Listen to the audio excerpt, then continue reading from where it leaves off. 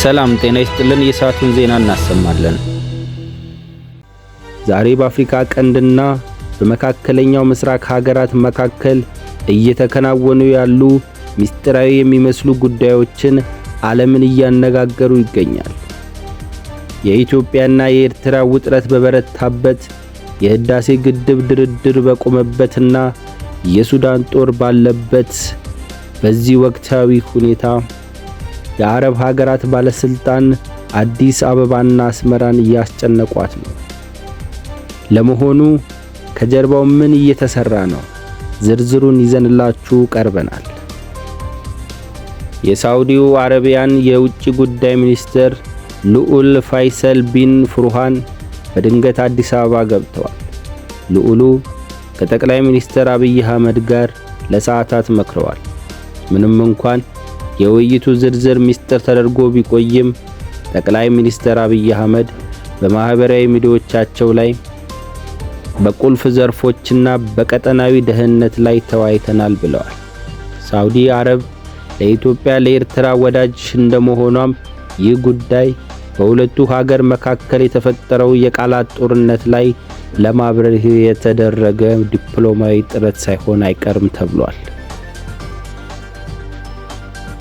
ጉዳዩ በሳውዲ ብቻ አላበቃም። ባለፈው ሳምንት የአሜሪካ የውጭ ጉዳይ ሚኒስትርና የአሜሪካ የአፍሪካ እዝ አፍሪኮም አዛዥ ጄኔራል ዳግቪን አዲስ አበባ ነበሩ። በተጨማሪም የአውሮፓ ሀገራት ባለስልጣን ስደተኞችን ለመግታት በሚል ስም ጎራ እያሉ ነው። ይህ ሁሉ ባለስልጣን በአንድ ወቅት አዲስ አበባ ላይ መገኘቱ የአፍሪካ ቀንድ ሰላም አደጋ ላይ መሆኑን የዓለም አቀፉን ማህበረሰብ መረዳቱን ያሳያል። በሌላ በኩል የኤርትራ ፕሬዝዳንት ኢሳያስ አፈወርቂ ዝም አላሉ። ባለፉት ጥቂት ወራት ውስጥ ብቻ ወደ ግብጽ፣ ሱዳንና ሳውዲ አረቢያ ተጉዘዋል። በተለይም የግብጽና የኤርትራ መቀራረብ ለአዲስ አበባ ስጋት እየሆነ መጥቷል። ፕሬዝዳንት አልሲሲ ወደ አስመራ መጓዛቸውን፣ ሶማሊያ የጨመረ አዲስ ትብብር መመስረታቸውን በኢትዮጵያ አዲስ ጫና ለመፍጠር የታለመ ነው ሲሉ የፖለቲካ ተንታኞች ተናግረዋል።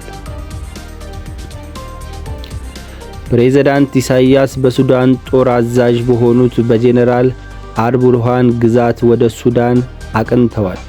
ይህ ጉብኝት በአፍሪካ ቀንድ ውስጥ አዲስ ኃይልን አስተላለፍን እየፈጠረ መሆኑን ያሳያል። ግብጽ፣ ኤርትራና ሶማሊያ በአንድ ወገን፣ ኢትዮጵያ ደግሞ በሌላ ወገን ሆና ዲፕሎማሲ ፍጥጫ ውስጥ ገብተዋል። ሳውዲ አረብ ደግሞ በመሃል ሆና ሸምጋይ ለመሆን እየሞከረች ይመስላል። ውድ ተመልካቾቻችን፣ የአረብ ሀገራትና የአሜሪካ ባለስልጣን ወደ አዲስ አበባ የሚያደርጉት ጉዞ ጦርነት ለማስቀረት ይረዳ ይሆን ወይስ የኢትዮጵያና የኤርትራ ውጥረት ወደማይመለስበት ደረጃ ደርሷል? እናንተ በዚህ ዙሪያ ምን ትላላችሁ? ሐሳባችሁን ኮሜንት ላይ አስፍሩልን። ለዛሬ የያዝነው መረጃ ይህን ይመስላል። በሌላ ጊዜ እስክንገናኝ ድረስ ቸር ያቆይልን። ለዛሬ ያዘጋጀናቸው መረጃዎች እነዚህ ነበሩ። በየቀኑ አዳዲስ ዜናዎች ለማግኘት ቻናላችንን ሰብስክራይብ ያድርጉ። ቸር ያቆይልን።